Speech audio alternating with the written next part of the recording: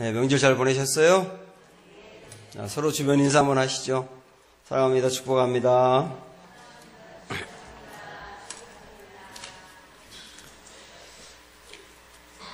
전쟁을 준비하라, 이런 제목입니다. 이전에 그 베트남 전쟁이 있었을 때 미국의 한 종군 기자가 그 전쟁의 현장에 투입해서 여러 가지 있는 일들을 책으로 쓴 게 있습니다. 거기 보면 이런 내용이 있어요. 미국의 신참 병사들, 한 번도 전쟁을 해보지 않고 내가 전쟁하겠다라고 자원해서 간 신참 병사들, 그 사람들이 아무것도 모르는 상태로 연병장에 모여 있습니다. 그런데 이 사람들은 전쟁을 경험해 본 적이 없기 때문에, 돈만 벌기 위해서 전쟁에 갔기 때문에 모여가지고 서로 농담하고 낄낄거리고 담배 피는 애도 있고 줄도 안 서고 그래요. 근데 한참 후에 트럭이 한 대 딱 오더니 트럭 뒷문을 딱 여니까 자루들이 있습니다. 근데 그 자루를 딱 꺼내는데 전부 다 피가 젖어 있는 거예요. 그리고 그 자루 안을 딱 열었는데 죽은 병사의 시신이 나오는 겁니다. 근데 온 얼굴부터 발까지 형체를 알아볼 수 없을 정도고 피로 뒤범벅된 걸 보는 겁니다. 한 구 한 구 그 자루를 꺼낼 때마다 낄낄거리고 농담하고 담배 피고 했던 이 병사들이 긴장하더니 덜덜 떠는 친구들, 그 다음에 우는 친구들, 도망가는 친구들 막 속출하더라는 겁니다. 지금 이 병사들은 말이죠, 전쟁터에 갔는데 전쟁터에 있으면서 소풍 간 줄 알았어요. 근데 어떻게 보면 우리가 이렇게 될 수 있겠다라고 하는 생각이 드는 겁니다. 우리가 에덴 동산에 소풍 온 것처럼 신앙생활할 수 있거든요. 아무 문제 없이 내가 원하는 대로 다 잘 풀리고 시험도 없고 걱정할 것도 없고 그렇게 해서 신앙생활하는 게 룰루랄라 소풍 간 것처럼 이렇게 하면 얼마나 좋겠어요. 근데 여러분, 우리가 이 땅에 사는 동안 하나님 나라 가기 전까지 신앙생활하는 것은 분명히 아십시오. 소풍 온 게 아니라 전쟁터에 온 겁니다. 전쟁터에 왔기 때문에 치열한 거고 거기에 위험도 있는 거고 갈등도 있는 거고 그리고 걱정할 일도 있는 거예요. 어디가 아니라 어디이기 때문에 그렇다고요? 에? 소풍 온 게 아니라 전쟁터에 왔기 때문이다. 이 전쟁터가 영적인 전쟁터이죠. 악한 마귀 사단과 하나님을 믿는 우리가 대적해서 매일 치열하게 싸우는 전쟁터가 매일매일 우리의 삶이라는 겁니다. 가정에서의 삶도 그렇고요, 직장에서의 삶도 그렇고요, 어쩌면 교회에서의 삶도 그렇고요. 이걸 먼저 알라고 하는 것이 오늘의 말씀이에요. 그래서 바울은 에베소서 말씀을 쭉 이야기하면서 이제 성도가 어떤 삶을 살아야 되느냐라고 하는 것을 아주 구체적으로 하나하나 언급을 했습니다.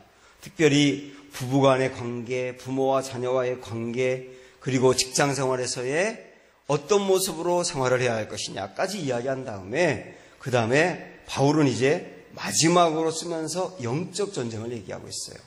자, 오늘 우리 읽었던 말씀 10절부터 13절까지 다시 보겠는데요. 보면서 이 바울이 이 말씀에서 우리가 지금 살아가고 있는 이 삶이 전쟁터와 같다는 것을 표현하고 있는 문구나 단어들을 한번 찾아보시기 바랍니다. 자, 끝으로부터 시작. 끝으로 너희가 주 안에서와 그 힘의 능력으로 강건하여지고 마귀의 간계를 능히 대적하기 위하여 하나님의 전신갑주를 입으라. 우리의 씨름은 혈과 육을 상대하는 것이 아니요 통치자들과 권세들과 이 어둠의 세상 주관자들과 하늘에 있는 악한 영들을 상대함이라. 그러므로 하나님의 전신갑주를 취하라. 이는 악한 날에 너희가 능히 대적하고 모든 일을 행하는 위에 서기 위함이라. 여기 보면 대적하라라고 하는 말이 나오고 있어요. 대적하라, 맞서 싸워라, 그 말이죠. 전신갑주를 입으라, 전신갑주를 취하라, 이런 말씀을 뭐냐면 싸우기 위해서 일종의 갑옷을 입는 것을 말하는 거예요.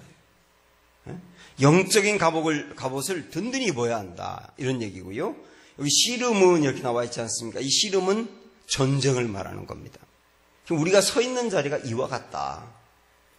그래서 우리는 어떻게 마귀와 매일매일 싸우는 이 영적 전쟁터에서 무엇을 준비해야 하고 어떻게 승리해야 할 것이냐. 굉장히 중요한 말씀을 우리가 나누도록 하겠습니다. 먼저 오늘 우리가 이 영적 전쟁에 대한 말씀이 나와 있기 때문에 마귀의 그 기원, 마귀가 왜 생기게 되었는지, 그리고 마귀의 특징이 뭔지를 우리 성경 말씀 몇 가지를 통해서 한번 살펴보도록 할게요. 자, 이제 말씀을 좀 찾아봅니다. 첫 번째로 이사야서 14장으로 가보십시오.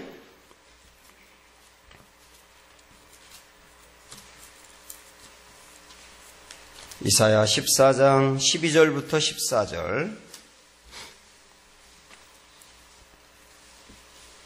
984쪽. 여기 이 말씀은 마귀라고 명시적으로 나와 있지 않지만 상징적으로 표현하고 있기 때문에 이게 이제 마귀가 왜 생기게 되었는지 그 특징은 뭔지를 보여주고 있는 말씀이에요. 자, 12절부터 보세요. 너 아침의 아들 계명성이요. 계명성이 새벽별이죠. 어찌 그리 하늘에서 떨어졌으며 너 열국을 엎은 자여 어찌 그리 땅에 찍혔는고. 계명성 하늘의 별이었는데 땅으로 떨어졌다. 이렇게 표현합니다. 내가 내 마음에 이르기를 내가 하늘에 올라 하나님의 뭇별 위에 내 자리를 높이리라. 내가 북극 지폐의 산 위에 앉으리라. 하나님보다도 높아지겠다고. 네? 하나님보다도 높아지겠다고 교만한 마음을 왜 품었느냐 이런 얘기죠. 가장 높은 구름에 올라가 지극히 높은 이와 같아지리라 하는도다. 그러니까 원래 이 사단이라고 하는 마귀라고 하는 존재는 계명성 같았다 그 말이에요. 새벽별 같이 영롱하고 하나님 나라에서 밝았다. 그런데 어떤 경로로 그랬는지 모르지만은 그 안에 교만이 생겼다는 겁니다. 하나님과 같아지겠다. 하나님보다 높아지겠다라고 하는 교만이 생겼다는 거죠. 그래서 하늘에서 추방되어 떨어지게 되었다는 거예요. 그래서 15절까지 볼까요? 그러나 이제 내가 수월 곧 구덩이 맨 밑에 떨어짐을 당하리로다. 이런 말씀으로 마귀의 존재가 왜 생겼는지를 말씀하고 있습니다. 상당히 비슷한 말씀 뒤로 조금만 더 가보세요. 에스겔 28장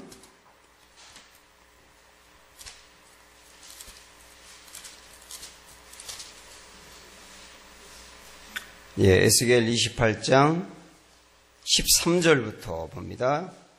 1193쪽 에스겔 28장 13절부터 자, 저와 여러분 한 절씩 볼까요? 내가 옛적에 하나님의 동산 에덴에 있어서 각종 보석 곧 홍보석과 황보석과 금강석과 황옥과 홍만호와 상옥과 청보석과 남보석과 홍옥과 황금으로 단장하였으며 내가 지음을 받던 날에 너를 위하여 소고와 비파가 준비되었도다. 읽으세요.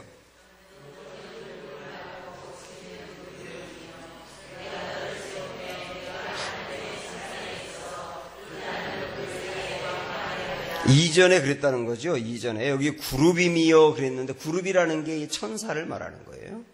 천사였었다 그 얘기예요. 15절 보세요. 내가 지음을 받던 날로부터 내 모든 길에 완전하더니 마침내 내게서 불의가 드러났도다. 완전했었는데 불의가 드러났다는 겁니다. 그 다음 16절 보십시오. 여러분 읽으세요.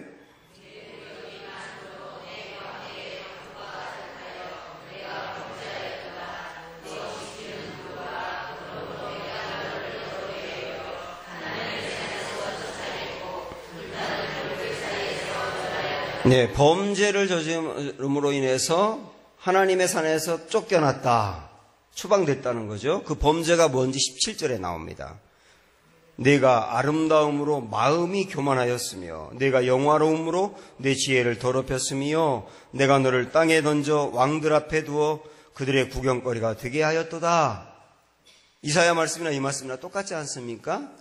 하나님의 나라의 천사였는데 교만한 마음이 들어가서 추방되어 땅으로 떨어지게 되었다. 이런 말씀이에요. 그래서 신학적으로 보면은 마귀는 스스로 유혹이 된 거예요. 예? 뭐 하나님이 그들을 유혹한 것도 아니고 어느 누가 유혹한 것도 아닌데 스스로 유혹이 된 겁니다. 유혹의 근원이 어떤 스스로 일어난 거예요. 근데 우리가 유혹을 받는 것은 스스로 유혹되어서 마귀가 된 그들의 유혹을 받아서 우리는 죄를 짓는 겁니다. 그렇게 정리가 되시죠? 그렇게 해서 이제 이들이 마귀가 된 건데, 자, 이번에 이제 신약으로 넘어와서 계시록 12장 가보세요. 맨 끝에 계시록 12장, 신약 성경 410쪽, 3절, 4절.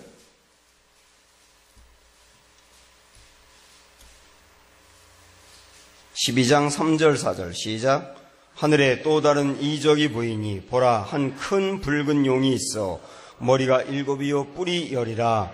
그 여러 머리에 7 왕관이 있는데 그 꼬리가 하늘의 별 3분의 1을 끌어다가 땅에 던지더라.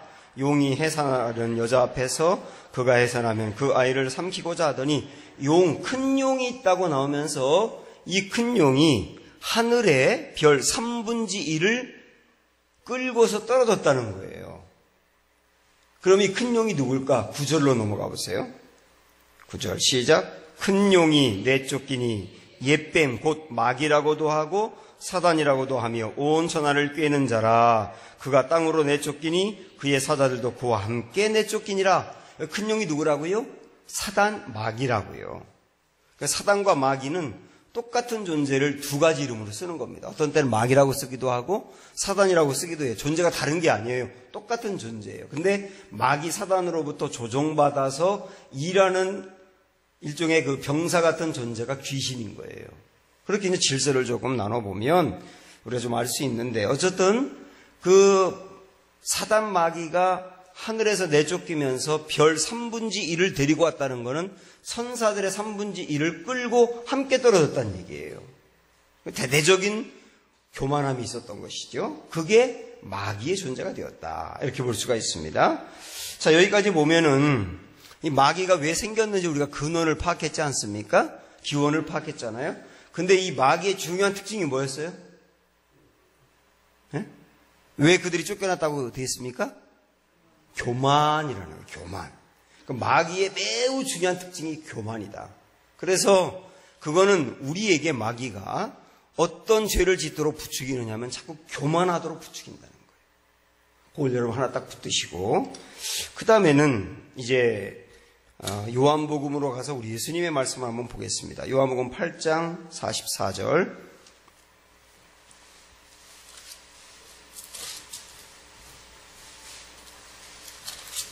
(159쪽에) 있어요. 요한복음 8장 44절 시작. 너희는 너희 아비 마귀에게 선하으니 너희 아비의 욕심대로 너희도 행하고자 하느니라. 그는 처음부터 살인한 자요 진리가 그 속에 없으므로 진리에 서지 못하고 어때요? 거짓을 말할 때마다 제 것으로 말하나니 이는 그가 거짓말쟁이요 거짓의 아비가 되었음이라. 마귀의 중요한 특징을 또 뭐라고 얘기합니까? 거짓말쟁이고 거짓의 아비다. 그러니까 마귀가 하는 것마다 거짓이라는 거예요. 그래서 이런 마귀의 유혹을 받은 사람이 어떻게 되는지를 보면 되는 거예요. 어떻게 되는지 여러분 잘 알고 계시는 사도행전 5장 아나니아와 삽비라 이야기로 한번 가보십시오. 사도행전 5장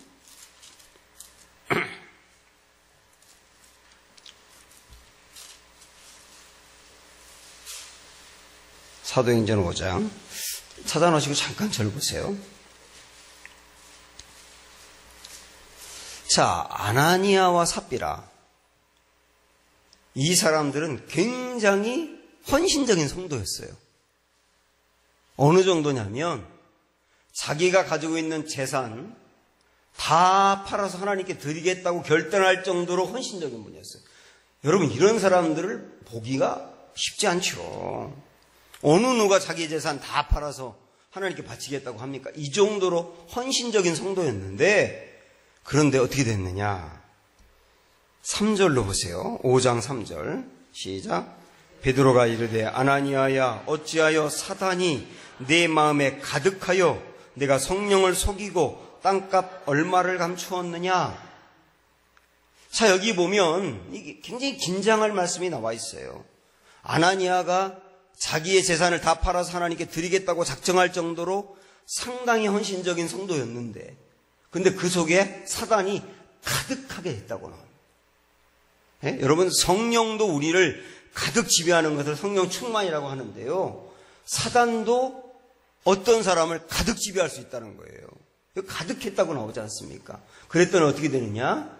성령을 속이더라는 겁니다. 성령을 속이더라.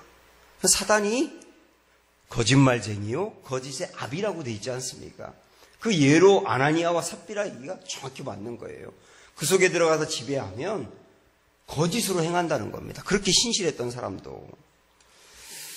그래서 이렇게 사단이 역사하니까 하와가 선악과를 따먹고요, 거짓으로 행하게 되고요, 그 다음에 이 사단이 역사하니까 가룟 유다 마음속으로 들어가서 예수를 팔 생각을 놓고요, 이 사단이 예수님이 40일 동안 금식하고 난 뒤에 예수님을 넘어뜨리기 위해서까지 역사하지 않습니까? 이 사단이 이렇게 은혜 받은 성도, 금식한 성도, 헌신했다고 했던 성도, 예수님의 제자였던 성도, 하나님의 사랑을 부족함 없이 받았던 하와 같은 성도, 이런 사람에게까지도 역사에서 넘어뜨린다는 걸 여러분 아셔야 된단 말이에요. 그러니까 제가 서두에서 뭐라고 말씀드렸냐면, 우리가 살아가는 이 세상은 전쟁터다, 이렇게 말씀드린 거예요. 보십시오. 여기에 다 훌륭했던 사람들이 무너졌지 않습니까?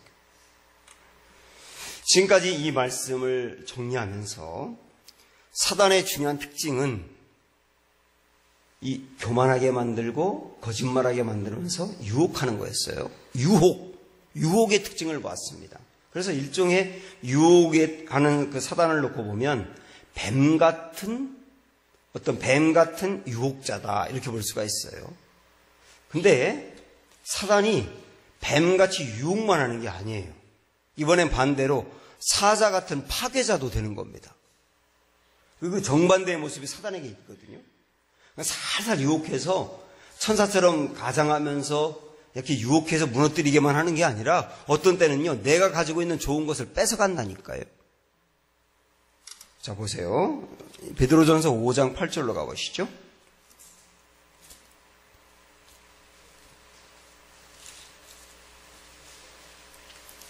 331조 베드로전서 5장 죄송합니다. 베드로전서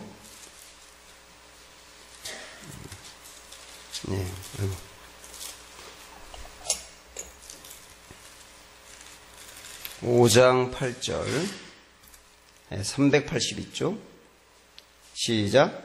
근신하라 깨어라 너희 대적 마귀가 우는 사자같이 돌아다니며 삼킬 차를 찾나니. 마귀의 또 다른 그 특징을 보는 겁니다. 뭐와 같아요? 사자와 같아요. 근데 어떤 사자와 같아요? 우는 사자와 같아요. 왜 울어요? 사자가 왜 울어요? 엄마가 돌아가셔서 울어요? 왜 울어요? 배고파가지고 먹이를 찾으면 운다고 표현하고 있습니다. 그래서 먹이가 나타나기만 하면 끝까지 쫓아가서 결국 갈기갈기 찢어서 먹는다는 얘기예요. 그처럼 마귀의 또 하나의 특징은 뭐냐면 삼킨다는 겁니다. 삼킨다. 무서운 거죠. 그래서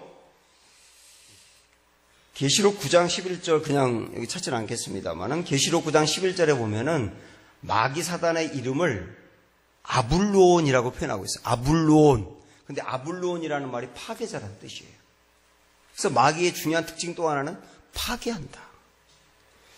그래서 여러분 욥에게 마귀가 역사했던 걸 보세요. 욥이 가지고 있던 재산, 그 많던 재산, 그 많던 자녀들, 다 파괴하지 않습니까? 그 다음에 욥의 몸에 병을 주어서 몸을 파괴하지 않습니까? 가정 그나마 남아있는 아내는 욕하고 떠나가게 하지 않습니까? 그 다음에 친구들이 욥을 상처 주어가지고 관계를 멀어지게 하지 않습니까? 다 파괴해버리는 거예요. 그래서 사람들에게 폭력적으로 만드는 게 있어요. 그래서 우리가 가끔 이렇게 TV 보도나 이런 걸 보면 연쇄살인범이라든지 이런 사람들 보면 도저히 사람이라고 할 수 없는, 제가 어떻게 사람이라고 할 수 있냐, 사람이 저렇게 할 수 없지라고 생각하는 사람이 있잖아요. 그 속에 들어가서 가득해가지고 그를 지배해가지고 마귀 정도의 파괴를 하게 하는 거예요. 사람 목숨을 그냥 쉽게 죽이게 하고요. 그 다음에 이 폭력을 일삼고 그 다음에 전쟁을 일으키게 막 부추기는 것도 마귀의 역사다. 여러분, 히틀러의 마음을 막 부추겨가지고 전쟁하게 했던 게 이게 히틀러 본인의 결단이겠어요? 뒤에서 사단의 역사가 있었던 거죠. 왜? 파괴자니까.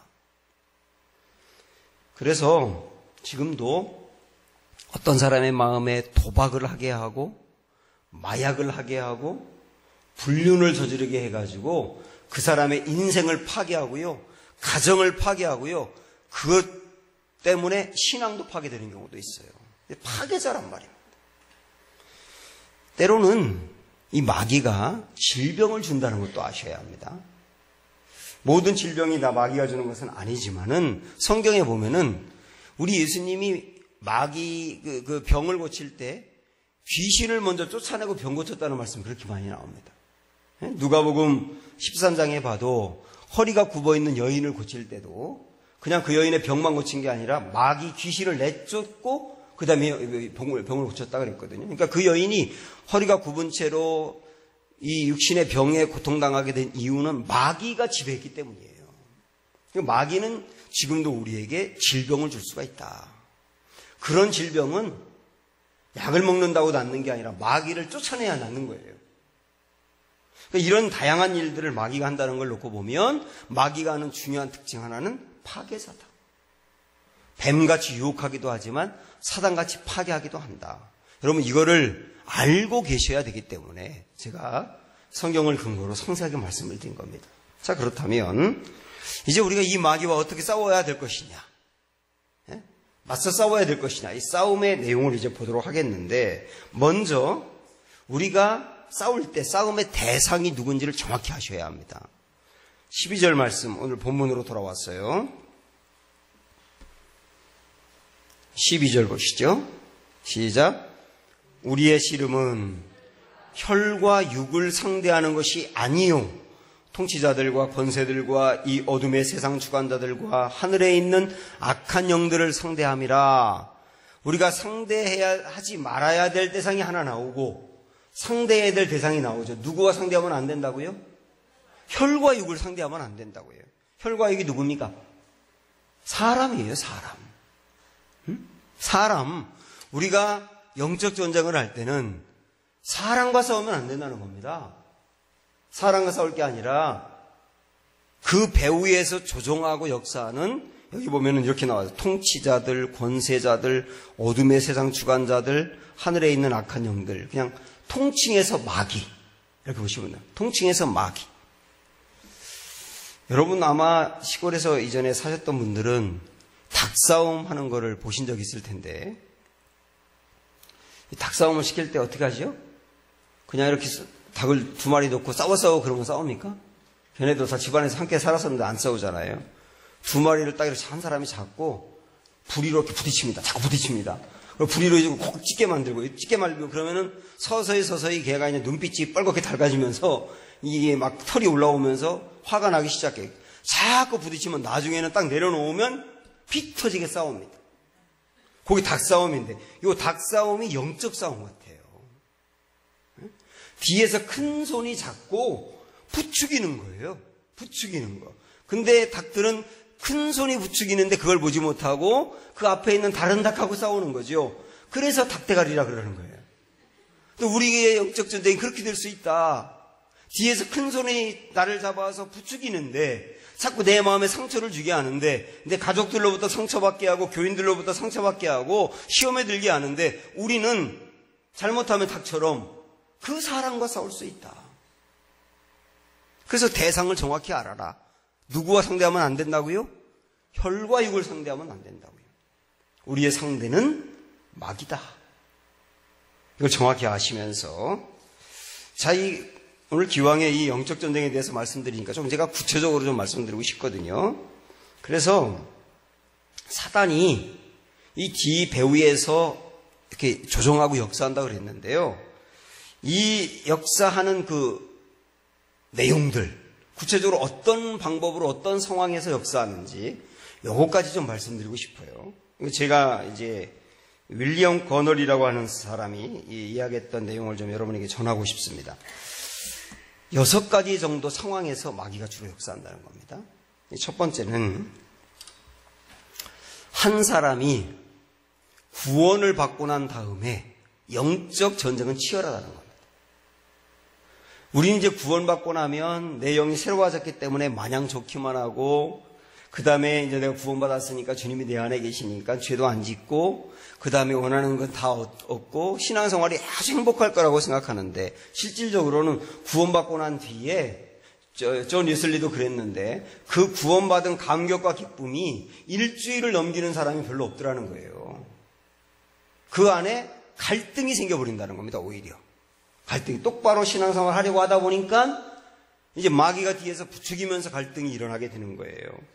그래서 바울도 다메섹 도상에서 눈이 멀었다가 아나니아를 만나면서 거기서 예수님 만나지 않습니까? 예수님 만나고 구원의 확신 받잖아요. 구원의 확신 받은 다음에 그가 나가서 전도하려고 하니까 같은 유대인들은 바울을 죽이려고 박해하고요. 그리고 이제 새롭게 변화되었는데 기독교인들은 바울을 받아들이지 않고 저 사람이 이전에 우리를 죽이려고 했던 사람 아니냐 하면서 배척하는 거예요. 그러니까 기독교인들도 배척하고 유대인도 배척하고 그래서 바울 같은 경우는 구원받고 난 다음에 오히려 더 입지가 곤란해진 거예요. 이러면서 갈등을 느낄 수밖에 없지 않습니까? 이런 일들이 얼마든지 생길 수 있다. 그래서 여러분께서도 구원의 확신을 딱 얻은 사람들을 보면 우리가 너무 기쁜데 그를 위해서 중보기도 하며 주위에서 그를 위해서 방패기도를 하셔야 돼요. 방패기도라고 하는 것은 방패로 그를 둘러싸서 마귀가 역사하지 않도록 막아야 된다는 얘기입니다. 왜냐하면 구원받은 사람에게 이 마귀의 역사가 더 강력하다는 거예요. 두 번째, 고난을 당할 때는 이 마음이 안정이 안 돼 있는 상태이기 때문에 특별히 고난을 당할 때 예민해 있는 상태라도 그때 딱 건드리면 상처가 되는 경우가 많아요. 욥을 보세요. 욥이 재산도 다 날려버리고 자녀들도 다 죽고 아내도 떠나고 몸에 질병이 생기고 너무나 힘들고 어려울 때 그때 여러분 성경 읽어보세요. 그때까지는 신앙이 무너지지 않아요.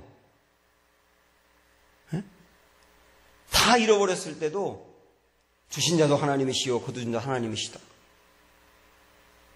그러면서 하나님만 바라보고 흔들리지 않는다니까요. 근데 욥이 그렇게 강건하게 믿음을 딱 지키다가 딱 무너져가지고 낙심에 빠지며 절망에 빠지며 나를 왜 태어나게 했습니까 하나님? 그러면서 하나님 앞에 원망하게 된 이유가 뭐냐면 친구들이 온 다음부터예요.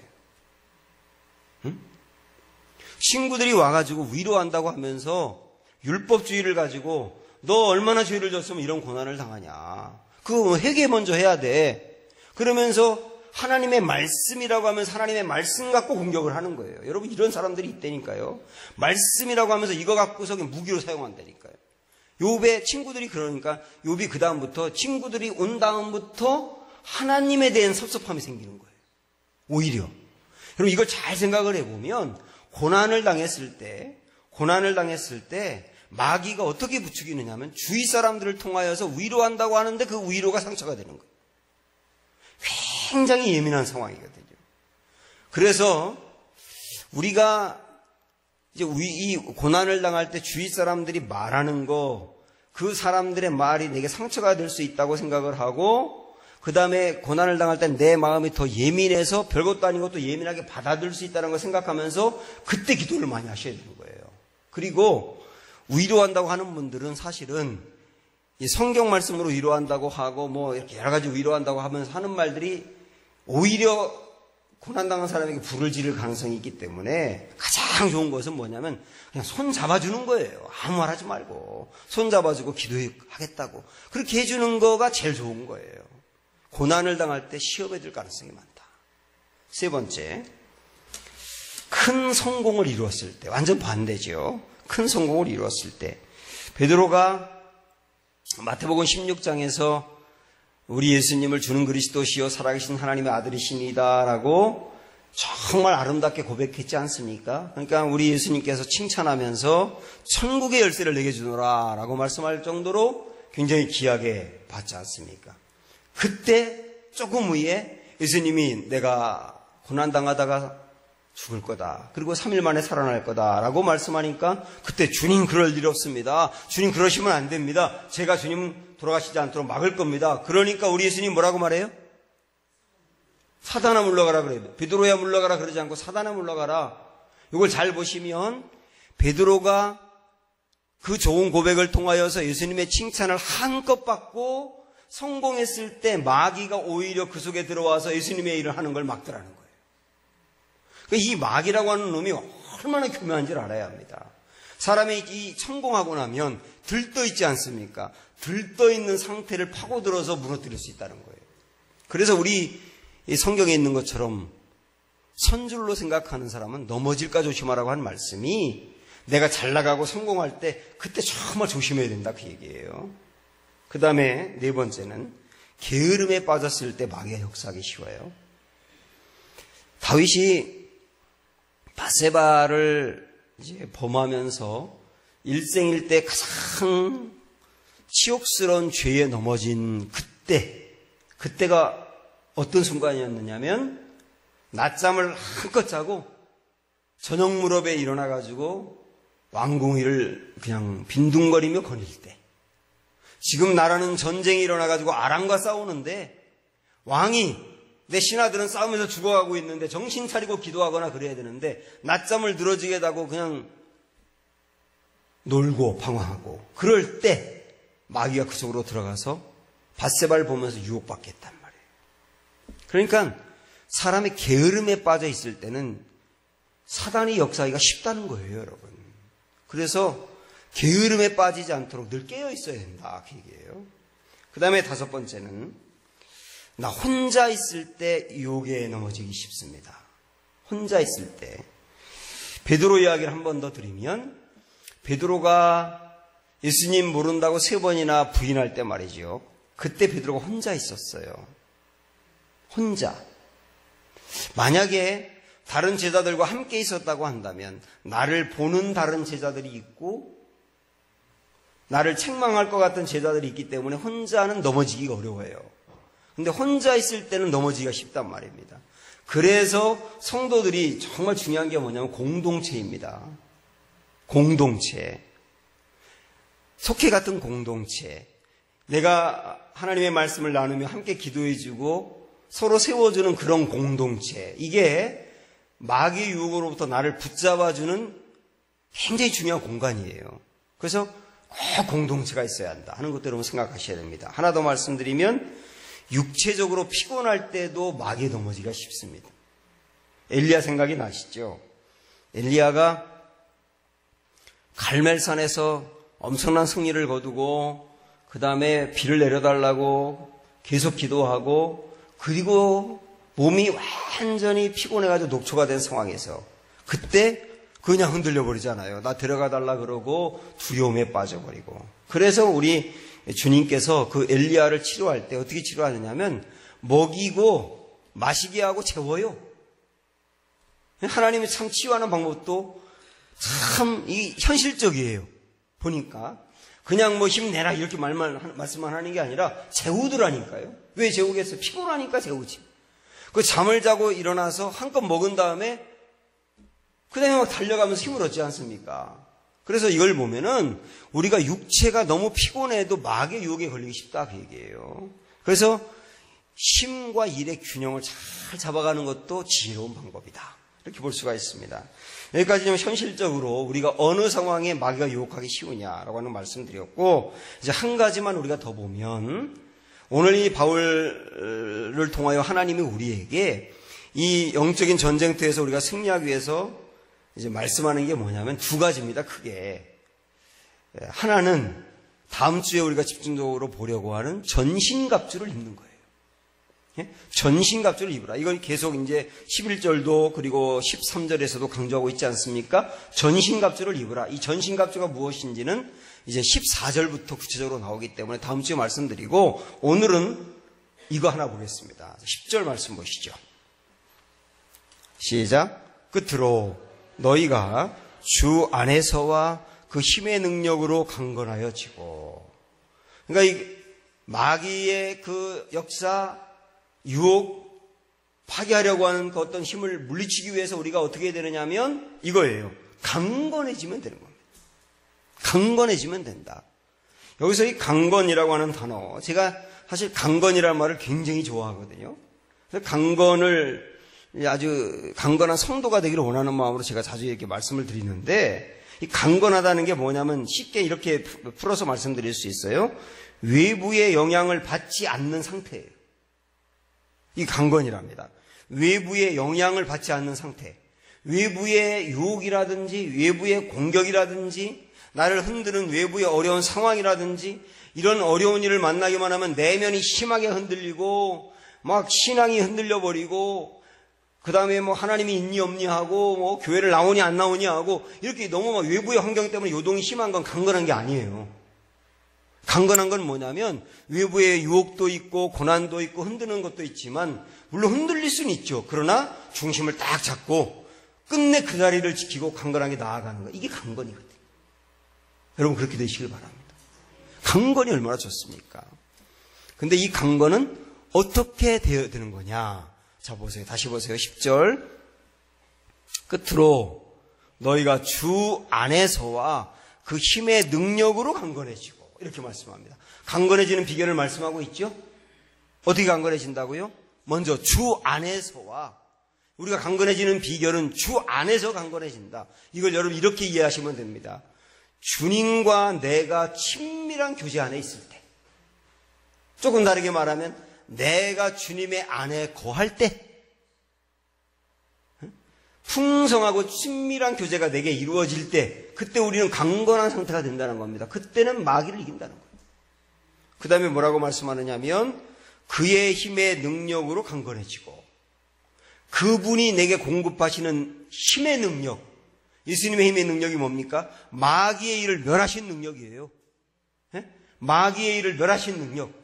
마귀가 40일 금식하고 난 다음에 예수님을 유혹했지만 끄떡하지 않고 물리친 능력, 그 힘의 능력을 내게 부어주시면 이긴다는 거죠. 이 힘의 능력도 어떻게 받느냐? 다른 게 아닙니다. 교제할 때 받는 거예요, 주님과. 우리 사실 우리의 이 몸이 외부에서 이 마귀란다. 감기라고 하는 바이러스가 딱 침투해 올 때 쉽게 감기에 걸리는 사람이 있고, 다 감기에 주위 사람들이 다 감기 걸리는데 안 걸리는 사람도 있잖아요. 누가 안 걸립니까, 여러분? 강건한 사람이 안 걸리는 거예요. 누가 걸립니까? 연약해 있으면 걸리는 거예요. 너무 오랫동안 피곤하다든지 무리했다든지 그런 경우는 감기에 딱 걸려버리지 않습니까? 이 우리 몸도 강건하면 이기는 거예요. 영도 똑같습니다. 강건하면 이기는 겁니다. 근데 이 몸이라고 하는 게 하루아침에 튼튼해지는 게 아니잖아요. 우리의 몸은 자꾸 운동하고 그 다음에 좋은 것 먹고 그러면서 스트레스 관리를 하고 그럴 때 이 몸이 체력이 강건해지면 감기 이기지 않습니까? 우리 영도 절대로 금방 강건해지는 게 아니에요. 꾸준히 지속적으로 훈련하고 다듬어 가야 되는데, 우리는 그게 뭐라고 생각하느냐 하면 막 뜨겁게 기도하고 그 다음에 말씀을 많이 보고 그러면 된다고만 생각하는데, 그런 거 굉장히 중요한데 근본적으로 뭐가 중요하다고 말했냐면 교제가 중요하다.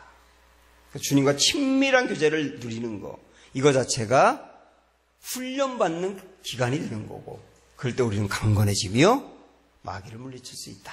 이렇게 오늘 결론적으로 주님 말씀해주고 있습니다. 사랑하는 여러분, 지금도 전쟁터에 살고 있는 여러분, 늘 깨어서 강건함으로 마귀 물리치고 능히 승리하기를 주님의 이름으로 축복합니다. 함께 기도하겠습니다.